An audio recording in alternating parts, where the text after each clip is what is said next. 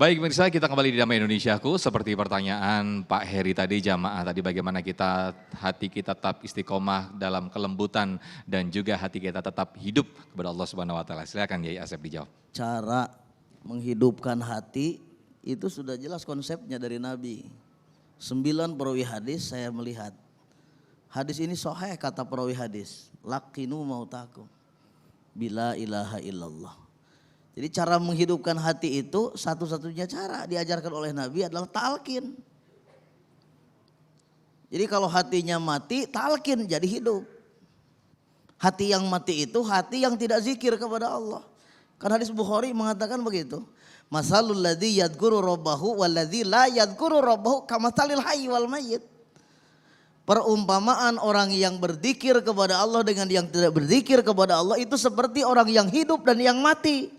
Yang berzikir hidup, yang tidak zikir mati.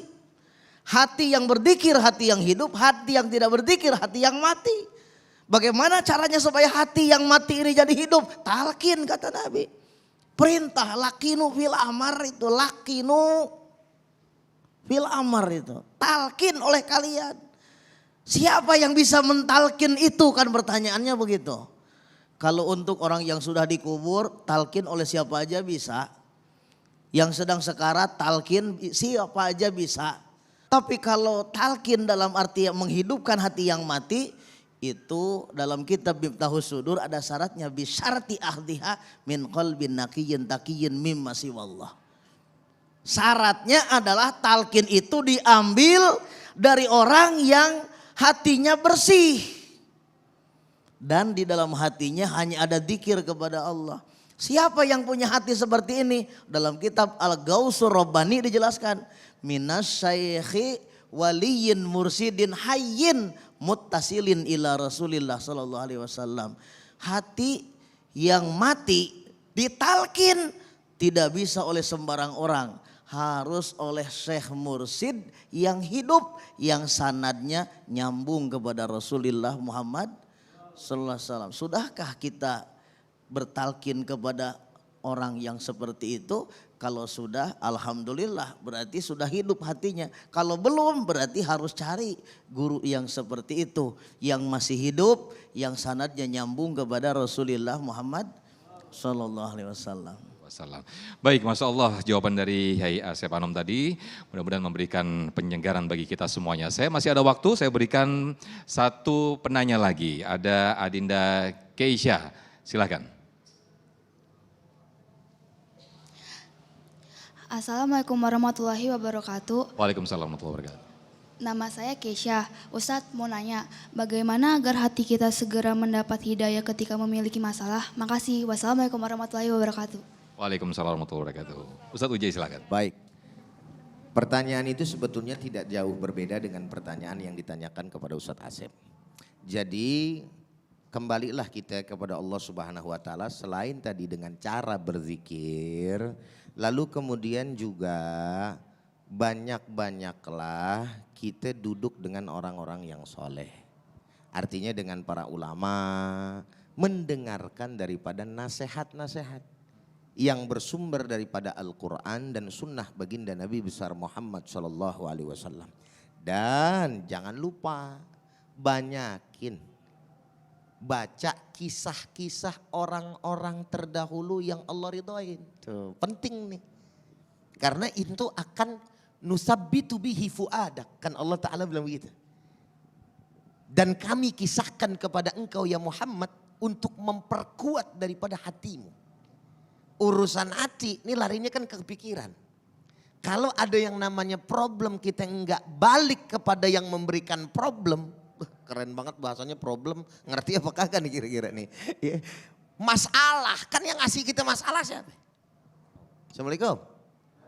Yang ngasih kita masalah siapa? Balik ke Allah. Maka dengan seperti itu hati kita akan menjadi kuat. Ingat, ada orang punya masalah umpamanya.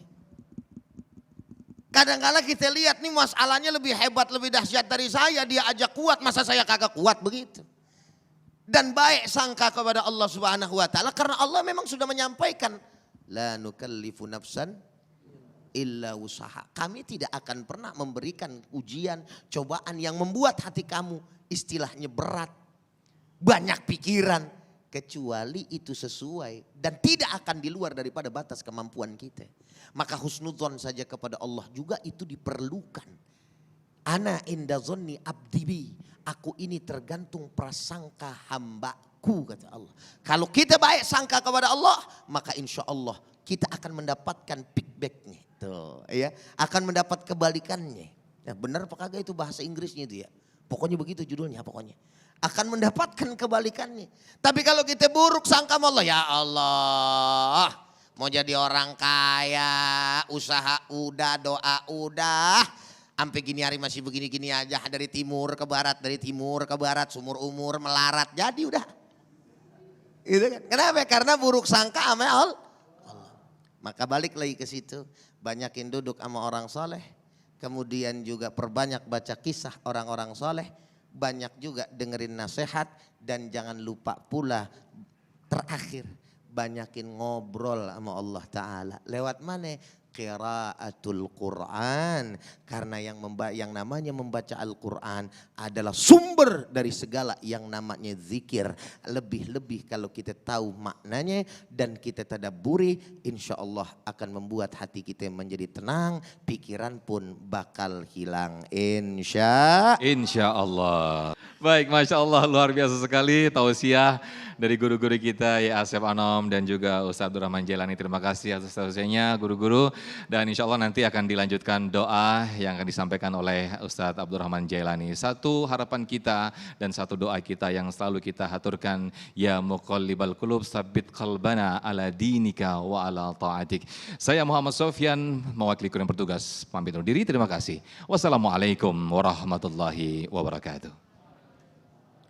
Bismillahirrahmanirrahim. Allahumma rabbana taqabbal minna innaka antas samiul alim. Allahumma salli ala sayyidina Muhammad wa ala ali sayyidina Muhammad. Ya Allah ya arhamar rahimin, kami hambamu ya Allah yang banyak lalai, yang banyak khilaf, kadang kami melakukan dosa ya Allah yang membuat hati-hati kami menjadi hitam ya Allah, jauh daripada Engkau ya Rabb. Maka perkenankan hambamu memohon kepadamu, wahai yang maha rahman, wahai yang maha rahim, maha pengasih lagi maha penyayang. Ya Allah ampunkan dosa-dosa kami ya Allah, baik yang disengaja maupun yang tidak disengaja. Ya Allah bersihkanlah kembali ya Allah hati-hati kami yang telah kotor dengan titik-titik dan noda-noda hitam ya Allah. Kembalikan kami ya Allah menjadi hamba-hamba-Mu ya Allah yang bertakwa, beriman, soleh, dan selalu senantiasa memanfaatkan daripada umur-umur dan waktu kami untuk beribadah dan berbuat ketaatan kepada-Mu ya Allah ya arhamar rahimin. Ya Allah tetapkan hati kami dalam iman hari ini bahkan sampai nanti ya Allah kami kelak menghadap Engkau. Rabbana atina fid dunya hasanah wa fil akhirati hasanah wa qina adzabannar wa sallallahu ala sayyidina Muhammadin nabiyil ummi wa ala alihi wa sahbihi wasallam bi fadli subhana rabbika rabbil izzati amma yasifun wa salamun alal mursalin walhamdulillahi rabbil alamin. Taqabbalallahu minna.